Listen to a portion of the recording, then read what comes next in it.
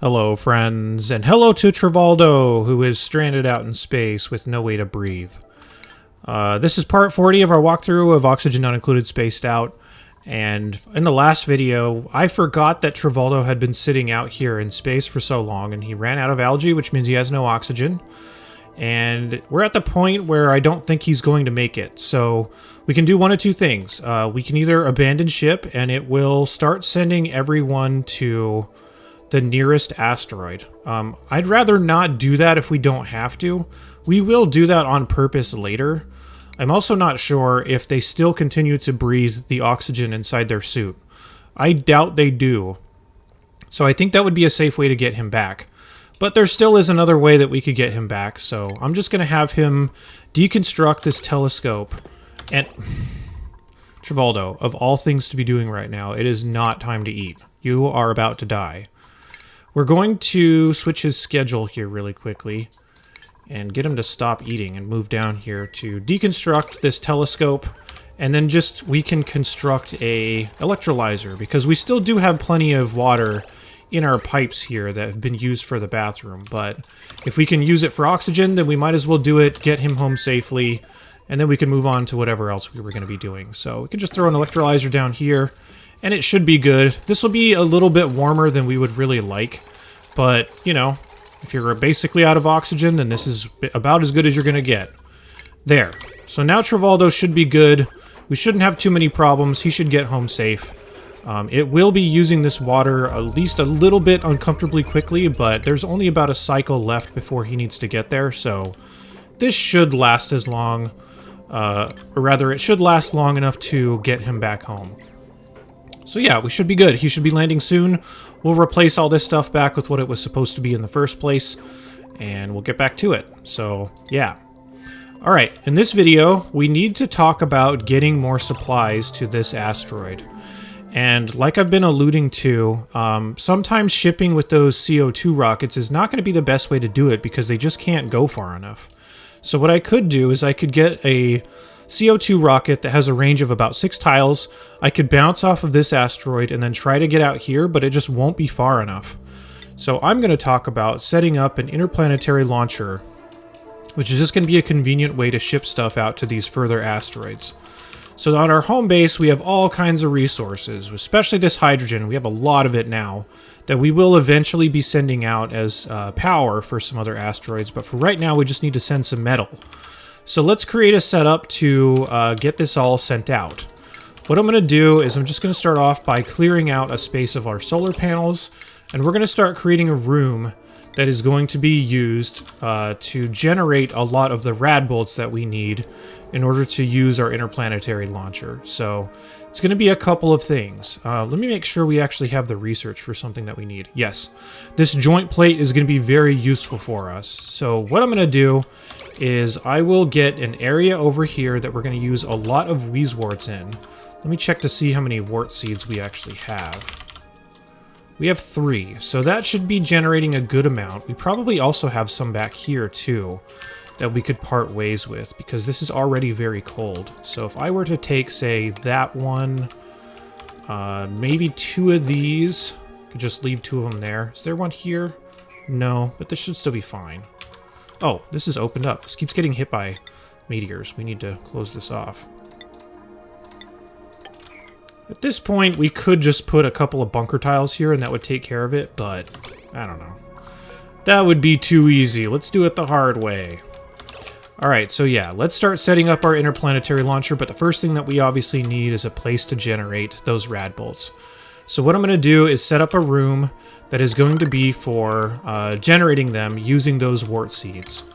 And this was a good idea that somebody proposed too. I'm going to put a bunch of mechanized airlocks down here. And these are going to be so that when we put our planter boxes on top of them, which is what we can use for our Wheezeworts, when we want our warts to stop consuming the phosphorite, like we were doing down here, we can plant them inside those planter boxes and then just open the doors when we don't want them to be working anymore. Kind of a clever way of solving that. I thought that was really cool, so we're just going to use it right here. So all we need to do is set up something like this, and my duplicates will get over here in just a bit to get this started.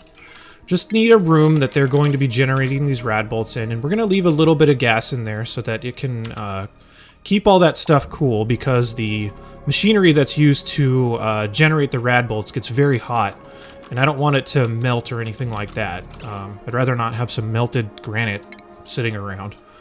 On the outside, though, we will need to use our interplanetary launchers. And I will usually set up a few of these, and the reason why... Oh, I need to start getting these ladders out of the way, too. They're too tall. The reason why is, in order to send it to more than one place at a time, we can target them differently instead of having to manage it constantly. So I'll just create something like this. This room's going to need to be a little bit taller, so I'll dig all this out, but I will replace it with something so that we can generate the Radbolts a little bit better.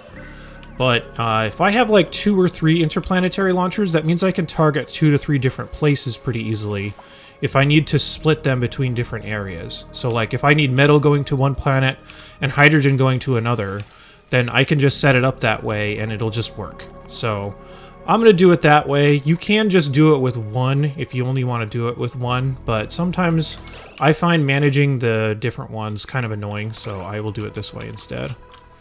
How's Travaldo doing? Where is he? Looks like we're still doing pretty good on water, so yeah, he should make it there just fine. We'll get all this replaced when he gets back. Okay, so once my duplicates get over here, they're kind of taking a little while to do all this. There's probably some other open jobs right now, so I'm going to give them just a little bit to get all caught up, and we'll start building out this room where we can start generating our Radbolts. We can set up our shipping. By the way, this was part of the reason that I'm ranching these Drecos too, because we should have a lot of phosphorite now, and the phosphorite should be conveniently located within our shipping network. That should be easy to get it over here, so yeah, we'll get the rest of this built up as soon as our duplicates can get over here and start getting on it. Alright, one little point of business that we need to get out of the way before we get back to working on our interplanetary shipping system is I'd made a small adjustment to this, so if you're copying the exact design, you might want to bump this up a little bit, only because if the gas element sensor is sitting right next to the electrolyzer, it can turn this on and off at the wrong times. So I just bumped this up and kind of made its own little nook for all the hydrogen to sit in there, and this is much more stable now, so we should be good. Occasionally we will get instances of oxygen being sent through here, but I think as it stabilizes a little bit more, we should be fine. So yeah, just the settings on here are still just the hydrogen gas, and 60 seconds for it to start sucking things up. Just wanted to mention that because if you're following along exactly, you might have these issues, and, you know, sometimes little errors are going to happen, and we need to correct them as we go. We detected a couple new planets, by the way. Let's go over there and check those out. So we found the slime planet, and we also found the ice planet a little bit earlier, so we know our next couple of destinations that we're going to go to settle on. So yeah, just keeping the exploration rocket going as well. Alright, let's get this all done. So, where we left off was basically getting this room ready to go to start generating some Radbolts for our shipping system. So all we need to do is get all of our wart seeds planted. We don't necessarily need to plant all of them right away. So I'll just start with 4, and we'll see how much that generates. We can always come back in here and maintain it if we need to. So I'll just do that. Then we're going to just need something to get some radiation collected in between there. Let's try just the 1 for now and see how fast it is. And if we need to improve it, we can also add more seeds and add more Radbolt generators. But let's just start with 1. So this Radbolt generator and everything up here is going to be kind of expensive power-wise. So I'm going to run some heavy watt wire all the way there to get it powered. Actually, which way is shorter? I guess we'll go this way. So let's do this. It's also a little bit more awkward, which, of course, let's choose the awkward way. So just going to get this done. Probably going to eventually put a door or a wall here or something. And then run it down there to connect up. Then we just need to bounce our Radbolts in the right places. So let's put up our shipping setup here really quickly. So we need our interplanetary launcher. I'm just going to start with 1. I have enough space for 2. You could put a bunch more if you have them all going to different places. So if I have like 3 or 4 asteroids that I'm supporting with supplies, then I might put them all up at the same time. But we need to also make sure that they can also get Radbolts too. So I'm just going to start with 1 just to keep it simple. And in order to get a Radbolt from here to here, we need to be using a different tile on the edge here. So I need to, unfortunately, undo this. And I say unfortunately because most of the joint plate type of things you can just put on there, but this one you can't. I don't really get why. But I guess that's life. So yeah, we'll put that there when the time comes, as soon as my duplicates get that. For now, we will need to reflect these into the right place. So let's get our joint plate put up here. There we go. And the angle of the joint plate is just going to have to go up, and then we'll kind of send it across here. I also have a wall, just in case it doesn't all get collected by the machine. It won't go all the way over and potentially hit a duplicate or something like that. It'll just run into a wall. So yeah, the bouncing is just going to go from, I guess, like that. It's going to be a little bit weird. So it's going to bounce from here to there, then from here to here, and then out into there, and then finally into the machine. We do need to hook up some automation here really quickly, so I'm just going to hook it up like this. There's an output on this that says when the Radbolt storage is full, it sends a green signal, which is good for us, because that means it's going to open the doors. So I want it to open the doors whenever it is full, meaning that the Radbolts can no longer be produced.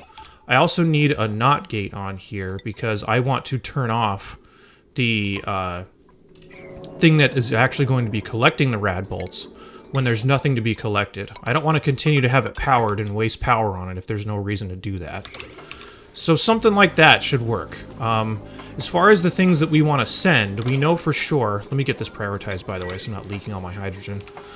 We know for sure that we want to send a bunch of metal ore. So let's set up a bin to start shipping that stuff out too. And again, just like usual, there's a huge sorting area here. I'm going to need some way to mark this so that I know what it is.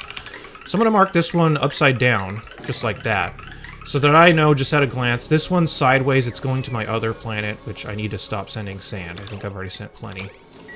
And then this one is upside down. I'm going to be using that for the one that's going to be sent to the interplanetary launcher.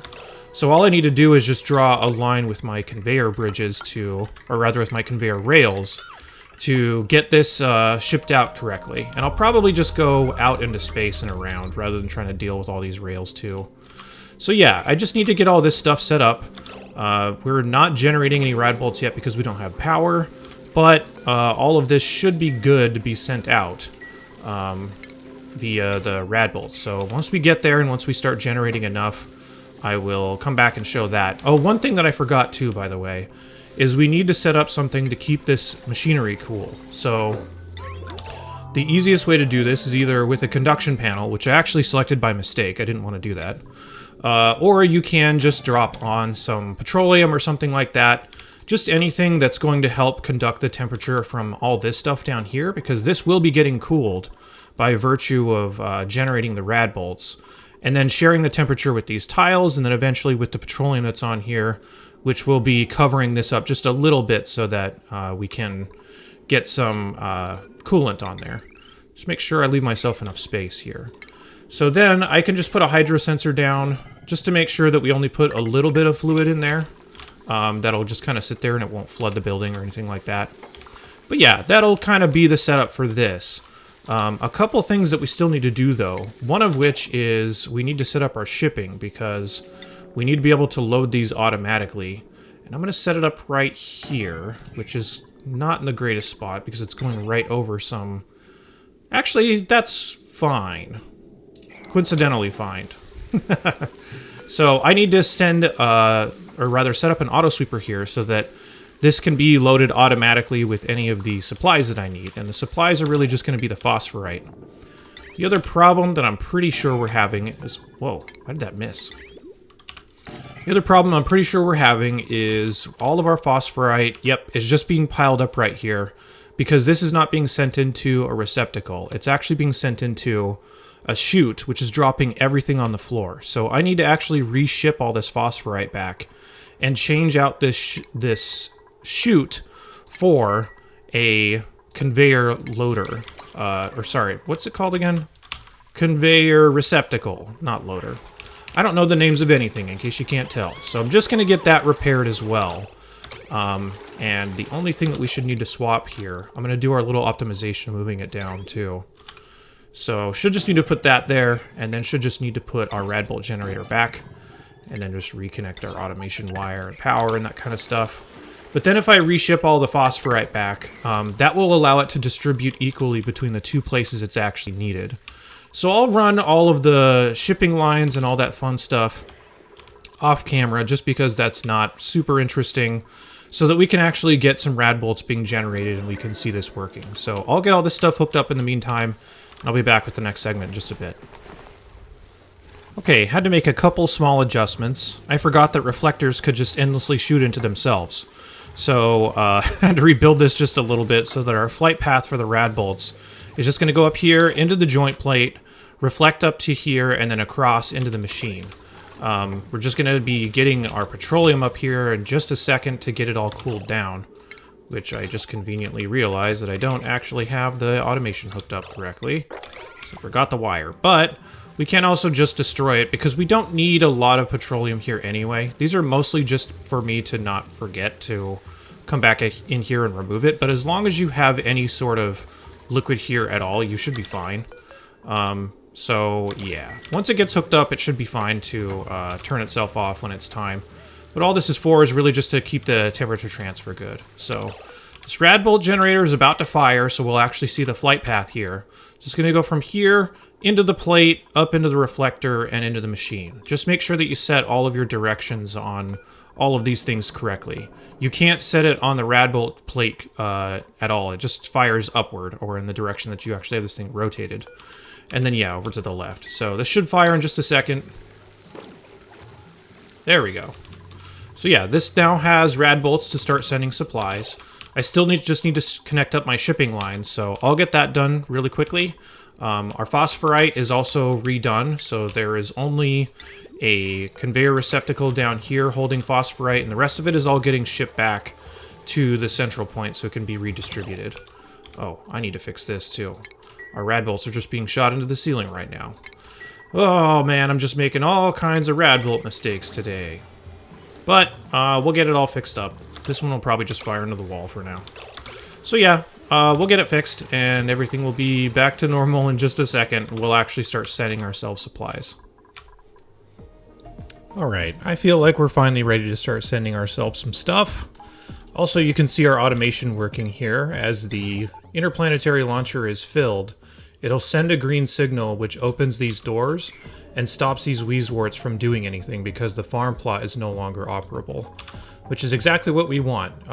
Also, the Radbolt generator gets turned off, which it decays any Radbolts that were in there, but it should have just fired if this thing is now filled up, so we're not really losing anything by doing that.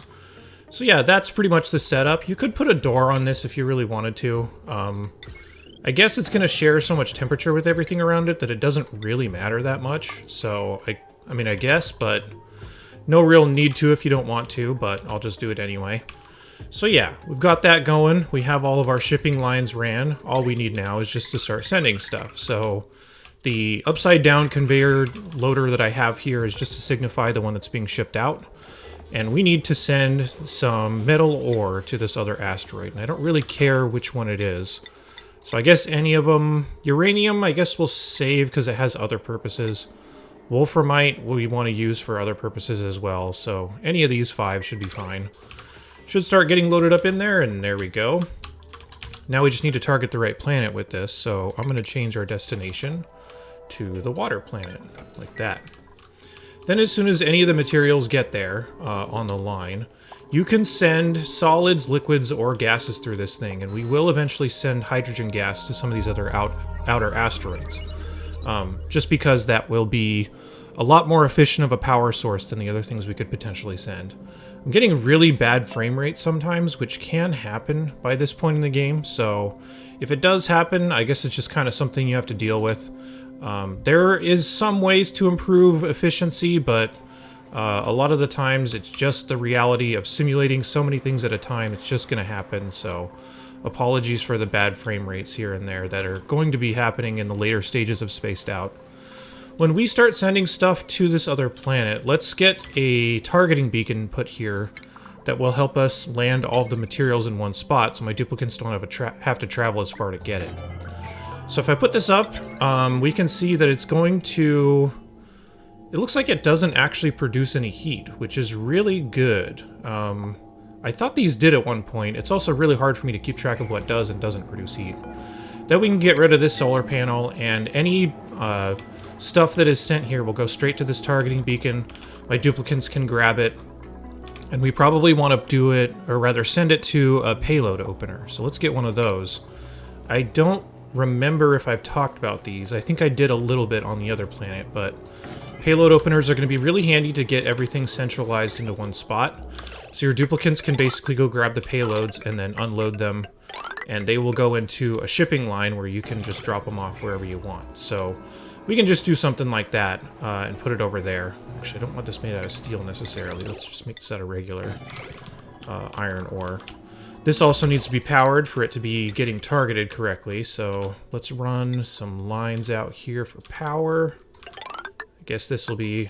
I know this seems like overkill to run this line all the way over, but if I'm trying to save on metal ore, I might as well not spend it on heavy watt wire doing this, so yeah. We could also get some of this back. The whole purpose of doing this, by the way, was just so that we can get our shipping line set up on this planet, which requires a lot of metal. So in the meantime, while this has been going on, I've been setting up some food areas just to sustainably grow some food here. I've also set up a loop for cooling, which isn't quite done yet, just barely started, as you can see. And that loop for cooling is just going to go all the way through the base, and it'll go through the tiles and stuff, and this should keep the base at a reasonable temperature. For the stuff that we're shipping from the bottom of the map, there's all kinds of junk down here that got mined out. So I want to send this all back as much as I can. So I'm just going to set up an auto sweeper here at the bottom. It can be made out of lead because those will... They have a worse overheat temperature, but this water ought to keep it cool enough to keep it running. And then just running one shipping line up here, which I eventually want to run more than one because this is really slow. You can see it just drains all of our metal ore. So I don't even think we're going to be able to make it there until we get more shipments. But that's kind of what all this has been building up to, is getting this set up so that we can actually set up a shipping line to send all of our stuff up here rather than having duplicants run it themselves.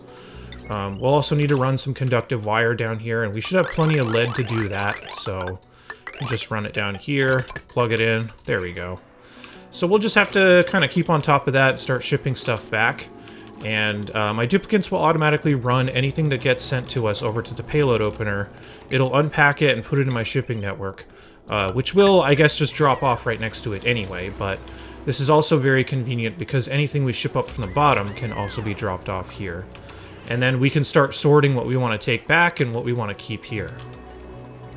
The thing that we specifically want to take back, and this is going to start to set up the next couple of videos, is when you mine some of this stuff out, and look at the top result on this, it just happened to be there, is graphite. Graphite is really useful to start creating the materials that you need for supercoolant, which is going to be needed for hydrogen engines.